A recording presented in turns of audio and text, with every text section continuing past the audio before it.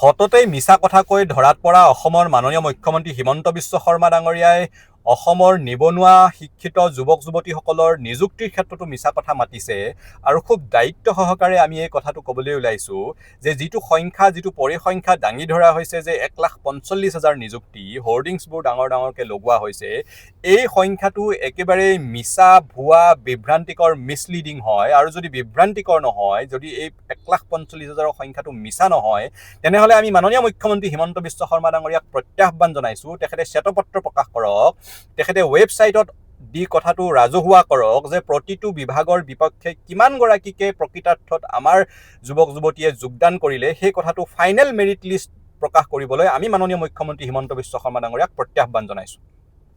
কাৰণ বহু ক্ষেত্ৰত আমি দেখিছোঁ যে এগৰাকী প্ৰাৰ্থীয়ে 2টা 3টা 4টা পৰ্যন্ত বিভিন্ন বিভাগত চাকৰি পাইছে বিভিন্ন ধৰণে, আৰু এগৰাকী প্ৰাৰ্থীয়ে এটা চাকৰিতহে যোগদান কৰিব পাৰিব। কিন্তু হিমন্ত বিশ্ব শৰ্মা ডাঙৰীয়াই সেই সংখ্যাটো 2, 3 বা 4 হিচাপে এড কৰি দিছে, য'ত নেকি প্ৰকৃতাৰ্থত এগৰাকীয়েহে তাত যোগদান কৰিছে।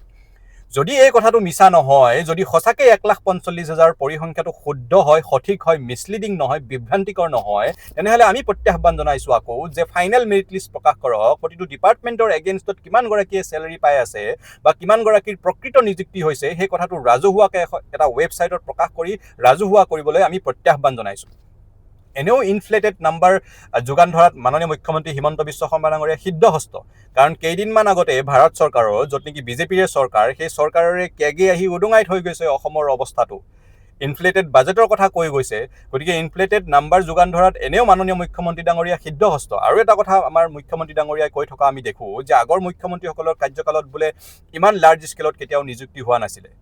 এই কথাটোৰ লগত আমাৰ মাননীয় মুখ্যমন্ত্ৰী হিমন্ত বিশ্ব শৰ্মা ডাঙৰীয়াই যদি এইটো এড কৰাই দিলেহেঁতেন যে আগৰ যিমান কেইগৰাকী মুখ্যমন্ত্ৰী হৈছে আটাইকেইগৰাকী কাৰ্যকালত সৰ্বমুঠ অসমৰ যিমান ধাৰ হৈছে অসম চৰকাৰৰ, তাতকৈ বেছি ধাৰ অসমৰ মাননীয় মুখ্যমন্ত্ৰী ডাঙৰীয়াৰ এই কাৰ্যকালটোত অসম চৰকাৰে লৈছে, এই কথাটো লাহেকৈ জনাই দিব লাগিছিলে।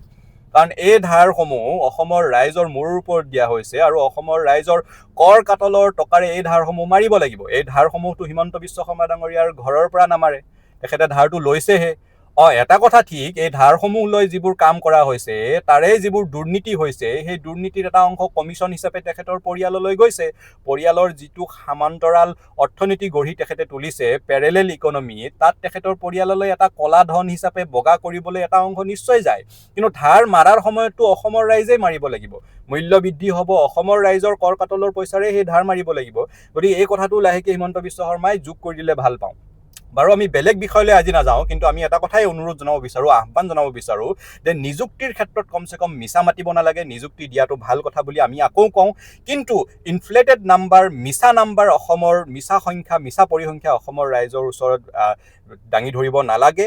আৰু যদি মিছা নহয়, আমি কোৱা কথাটো মাননীয় মুখ্যমন্ত্ৰী হিমন্ত বিশ্ব শৰ্মা ডাঙৰীয়া আমাৰ প্ৰত্যাহ্বানটো গ্ৰহণ কৰক আৰু শ্বেতপত্ৰ প্ৰকাশ কৰক, নাইবা ৱেবছাইটত দি দিয়ক যে প্ৰতিটো বিভাগৰ বিপক্ষে কিমানগৰাকীকে প্ৰকৃতাৰ্থত আমাৰ যুৱক যুৱতীয়ে যোগদান কৰিছে বা নিযুক্তি দিয়া হৈছে, সেই কথাটো অসমৰ ৰাইজক ৰাজহুৱাভাৱে জনাই দিয়ক। এই প্ৰত্যাহ্বানটো আমি মাননীয় মুখ্যমন্ত্ৰী হিমন্ত বিশ্ব শৰ্মা ডাঙৰীয়ালৈ প্ৰেৰণ কৰিছোঁ।